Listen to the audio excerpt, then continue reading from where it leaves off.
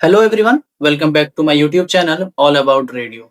और अब हम बात करेंगे एमआरआई के हार्डवेयर के बारे में। हार्डवेयर मतलब वो मशीन, वो सारे इक्विपमेंट्स जो आपके प्रीवियस इवेंट्स जो मैंने अभी तक डिस्कस किए हैं, एमआरआई सिग्नल और रिलैक्सेशन टाइम तक के जो भी इवेंट्स थे, वो हमने सारी चीजें जो भी डिस्कस की हैं वो इन सभी हार्डवेयर्स के बिना पॉसिबल नहीं है। So we will discuss all the particular hardwares used in MRI.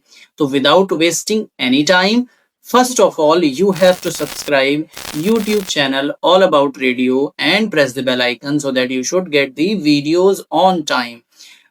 Without wasting my time, I would like to introduce the very first hardware of MRI, that is the magnet.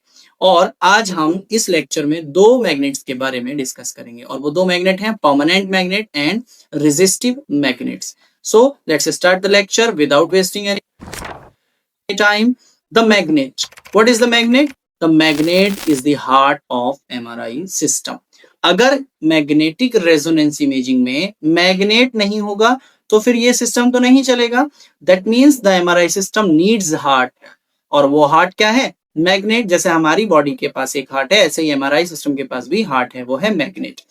It is the largest and most costly item within the system and there are three primary requirements. इसको सबसे पहले तो ये सबसे बड़ा और सबसे costly item होता है हमारे एमआरआई सिस्टम में, और इसके तीन प्राइमरी रिक्वायरमेंट्स होते हैं। क्या क्या है? To produce a magnetic field of a known strength, मतलब एक ऐसा मैग्नेटिक फील्ड होना चाहिए जिसकी स्ट्रेंथ हमें पता है।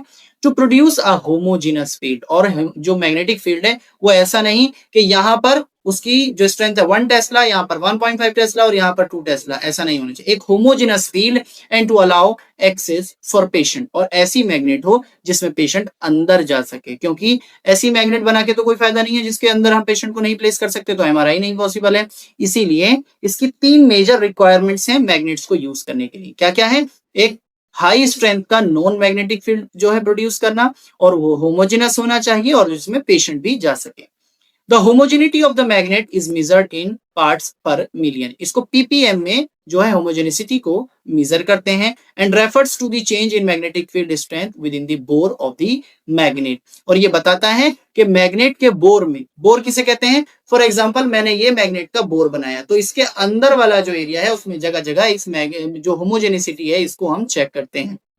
इस डायग्राम में आप देखें तो ये जो अंदर की तरफ से आपको जो ये ब्लू कलर का स्ट्रक्चर नजर आ रहा है, that is actually known as magnet. यहां पर देखेंगे तो एक कॉइल आपको नजर आ रही है, ग्रेडियंट कॉइल, एक कॉइल आपको नजर आ रही है रेडियो फ्रीक्वेंसी कॉइल, ये है पेशेंट काउच और ये है बोर। तो इस बोर के अंदर हमें मैग्नेटिक फील्ड को मेजरली क्या होता है? कैलकुलेट करना होता है। तो सबसे पहले मैग्नेटिक फील्ड का जनरेशन है, तो फील्ड जनरेशन कैसे होगा? परमानेंट मैग्नेट या फिर आपके रेजिस्टिव मैग्नेट या द अदर कैटेगरी जो अभी की बचा है वो हम नेक्स्ट लेक्चर में डिस्कस करने वाले हैं। So that is field generation can be achieved by permanent magnets और electromagnets. There are two terms, permanent and electromagnet. तो नाम से समझ में आना चाहिए। परमानेंट मतलब जो ऑलरेडी अपने आप में एक मैग्नेट है, आप देखते आए बचपन से देखते आ रहे हैं, खेले भी होंगे बहुत सारे मैग्नेट्स के थ्रू कि हम दो मैग्नेट को थ्रू करते हैं तो वो दोनों एक दूसरे के साथ अट्रैक्ट हो जाते हैं, और मे भी एक बार एक दूसरे को वो रेजिस्ट भी करते हैं, एक दूसरे से ऑपोजिट साइड में भी जाते हैं। तो जब उनके सेम पोल्स आएंगे तो वो एक दूसरे से दूर जाएंगे, जब उनके ऑपोजिट पोल आएंगे तो अट्रैक्शन होगा, सेम पोल आएंगे तो उनके बीच में रिपल्शन होगा, रिपल्शन होगा, रिपल्शन होगा और वो दूर ही रहेंगे। तो ये मैग्नेट दो ही टाइप के हैं, एक है आपका परमानेंट मैग्नेट और दूसरा है इलेक्ट्रोमैग्नेट। परमानेंट मैग्नेट मतलब जो अपने पास ही मैग्नेटिक प्रॉपर्टी रखते हैं, और इलेक्ट्रोमैग्नेट यानी इलेक्ट्रिसिटी के यूज से ये एक मैग्नेट का काम करते हैं। The very first category is permanent magnet are manufactured from ferromagnetic materials such as iron, nickel और कोबाल्ट। ये ऐसे सब्सटेंसेस हैं, इनके थ्रू ये फेरोमैग्नेटिक सब्सटेंसेस होते हैं जो खुद अपने आप को एक मैग्नेट में कन्वर्ट कर सकते हैं। कैसे करेंगे? आइदर हम इनको बहुत एक्सट्रीम लेवल तक हीट करेंगे और इनके अंदर एक मैग्नेटिक प्रॉपर्टी जनरेट करने के लिए एक करंट अप्लाई करेंगे। तो जैसे ही वो मैग्नेटिक प्रॉपर्टी जनरेट हो जाएगी और वो करंट कंटिन्यूअसली अप्लाइड रहेगा, और जो हीट हमने अप्लाई किया था वो हीट को कूल डाउन करते हुए ये मैग्नेट्स प्रोडक्शन में आते हैं। या फिर इनको बहुत ज्यादा प्रेशराइज किया जाएगा और इसके रेडिकल्स को, इसके जो पार्टिकल्स हैं उनको फ्री कर दिया जाएगा टू मूव, इतना प्रेशर करने के बाद, और फिर उसके ऊपर एक इलेक्ट्रिक करंट अप्लाई किया जाता है। तो इन दोनों ही टाइप से मैग्नेट को जनरेट किया जाता है और फिर उस प्रेशर को रिलीज कर दिया जाता है। सो iron is the usual ferromagnetic material used because of its low cost, but it does have the drawback of being very heavy. सबसे ज्यादा अगर आप देखेंगे तो परमानेंट मैग्नेट में हमें आयरन मिलता है।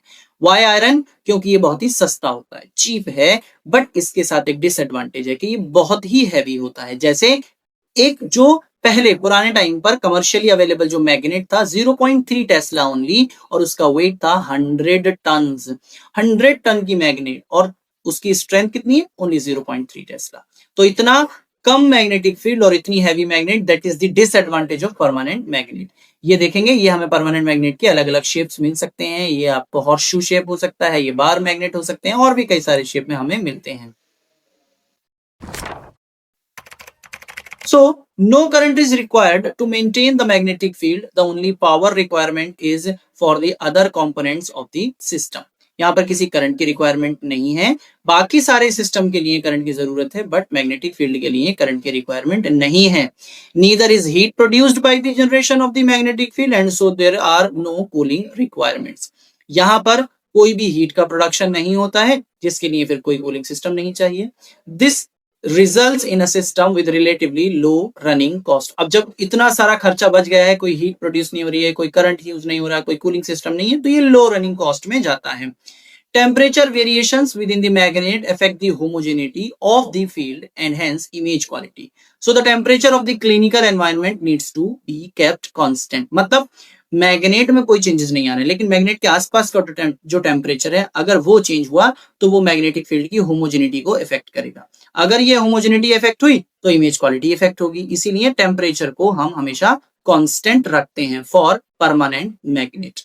तो इसका एडवांटेज क्या हुआ? इसका लो रनिंग कॉस्ट इसका एडवांटेज है, और डिसएडवांटेज क्या है कि ये बहुत ही हैवी होते हैं और बहुत ज्यादा स्ट्रेंथ मैग्नेटिक फील्ड का प्रोवाइड नहीं करते हैं।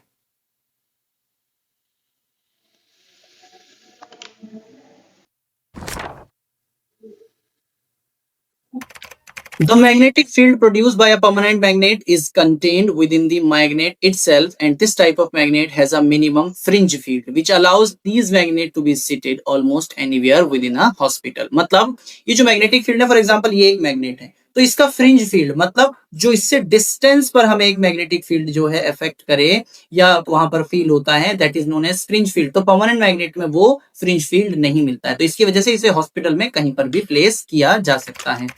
The other category of magnet is the electromagnets.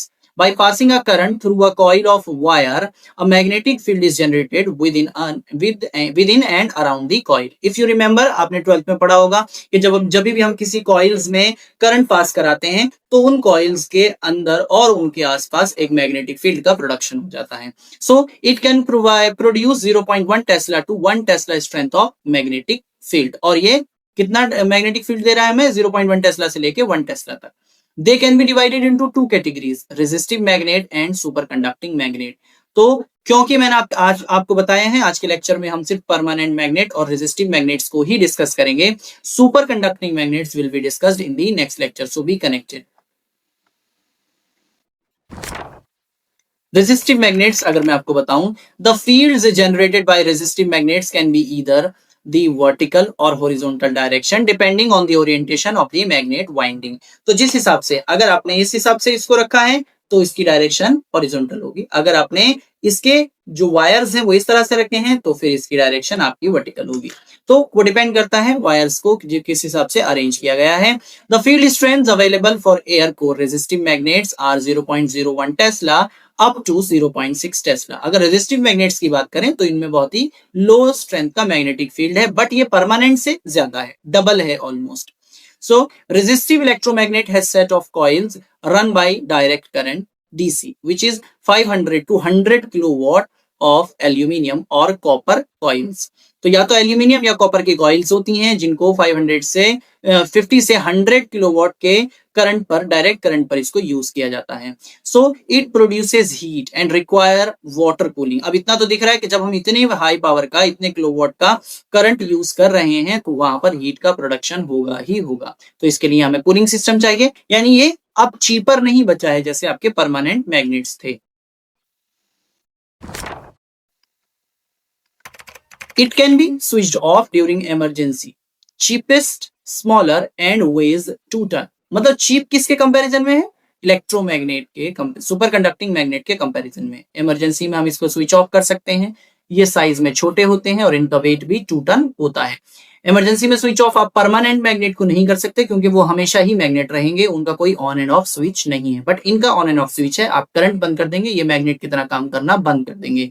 ये सुपर कंडक्टिंग मैग्नेट के कंपैरिजन में चीप होते हैं, स्मॉल होते हैं और इनका वजन भी कम होता है, यानी 2 टन ही होता है। तो यहाँ पर आप डायग्राम देख सकते हैं किस तरह से ये एक मैग्नेट की तरह काम करते हैं और इनका कूलिंग सिस्टम भी हमें लगाना होता है। तो ये इनका क्रॉस सेक्शन दिखाया गया है, या आउटर सेक्शन दिखाया गया है। मैग्नेटिक फील्ड इनके बाहर से और इनके साइड्स में हमें मैक्सिमम मिल जाता है। तो ये थे हमारे resistive magnets. Thank you so much everyone. हमारे इस लेक्चर को और भी इंटरेस्टिंग बनाने के लिए आप इस YouTube चैनल पर अपने कमेंट्स के साथ हमें जरूर बताएं कि आपको ये वीडियो समझ में आई या नहीं आई। और नेक्स्ट वीडियो है super conducting magnet which is the heart of MRI of nowadays. So you should be connected. Press the bell icon. Do not forget to subscribe and share with your friends so that they should understand what is superconducting magnet and how the magnetic field will be produced by the superconducting magnets. तो इस concept को जानने के लिए next video को देखना बहुत important है। Stay tuned. Have a good day. Thank you so much.